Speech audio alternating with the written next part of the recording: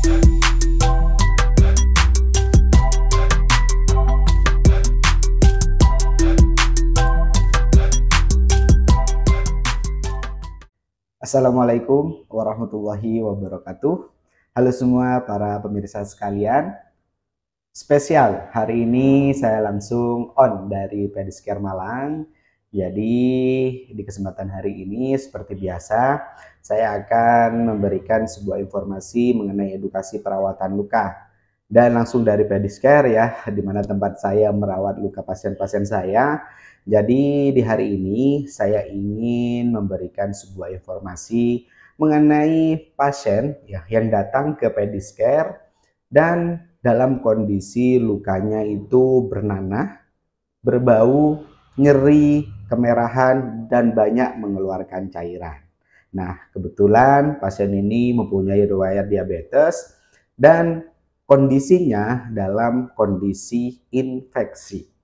Nah, maka dari itu, di kesempatan hari ini saya ingin sedikit menyampaikan bagaimana sih tata laksana cara manajemen dari luka diabetes yang terinfeksi, di mana nantinya ada langkah-langkah yang perlu diperhatikan dan juga ada suatu pemeriksaan yang harus kita lakukan untuk mengetahui jenis bakteri yang ada di luka tersebut.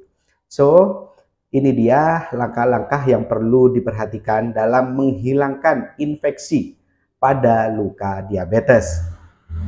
Oke, yang pertama yaitu bagaimana cara kita mencuci lukanya.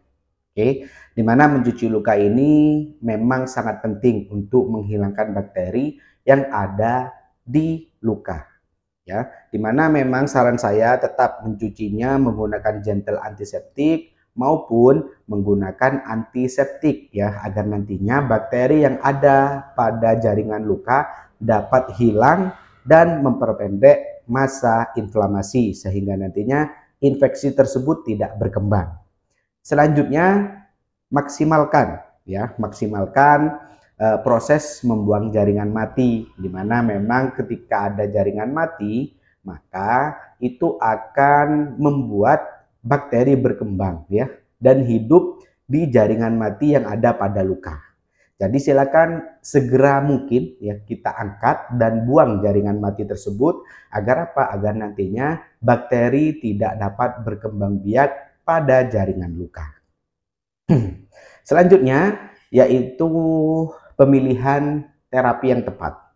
Di mana pemilihan terapi yang tepat untuk luka diabetes yang bernanah, berbau, mengeluarkan cairan banyak, ya kan, kemerahan, ya, dan juga cenderung nyeri, ini membutuhkan antimikroba, di mana banyak sekali antimikroba yang sudah saya jelaskan, ya, ada iodosob, ada algel, ada aquacel EGI, ya, dan antimikroba yang lainnya. Jadi silakan pilihlah antimikroba yang tepat untuk luka tersebut agar nantinya bakteri yang ada pada jaringan itu dapat hilang ya ataupun dapat mati ya, tidak berkembang di luka tersebut. Oke. Nah, selanjutnya adalah pemberian terapi tambahan. Kalau saya di Pedicure ya, para pemirsa sekalian, saya menggunakan ini ya, ozon terapi. Di mana ozon terapi ini kandungannya adalah O3 yang baik sekali untuk sterilisasi. Di mana ini biasa kami aplikasikan ke luka pasien ya dengan cara sentralisasi yang menggunakan plastik ya. Setelah itu kita kasih ozon ini selama 15-30 menit. Harapannya apa? Setelah di ozon tadi, bakteri yang ada pada jaringan luka itu mati dan segera memperpendek masa inflamasi ya. Ini dia ozon terapi. Oke. Nah, kemarin juga sempat ada yang tanya tuh ya, gimana sih apakah ozon itu boleh diberikan sekaligus dengan infrared? Ya boleh, hanya saja nanti ada kasus-kasus tertentu yang kapan harus diberikan ozon dengan infrared ataupun ozon saja ataupun infrared saja ya, nanti akan saya jelaskan di video berikutnya. Selanjutnya, nah ini dia yang saya sebut di awal tadi pemeriksaan lanjutan, yaitu pemeriksaan kultur pes. Di mana kultur pes ini adalah suatu tindakan untuk mengambil sampel cairan yang ada pada luka untuk kita tes ya, agar mengetahui jenis bakteri yang ada di jaringan luka ya. Dimana biasanya kita kerjasama dengan pihak lab ya, yang akhirnya nanti 2-3 hari hasilnya keluar, baru nanti kita tahu nih ya jenis bakterinya apa dan juga antibiotik yang sensitif terhadap bakteri tersebut ya, agar nantinya kita tidak sia-sia untuk memberikan antibiotik yang tidak cocok ya. Biasanya kan pada umumnya antibiotik itu yang diberikan seperti cefixime, ya amoxicillin, terus cefadoxil dan lain sebagainya. Nah, nantinya ya kita mendapatkan lembaran seperti ini.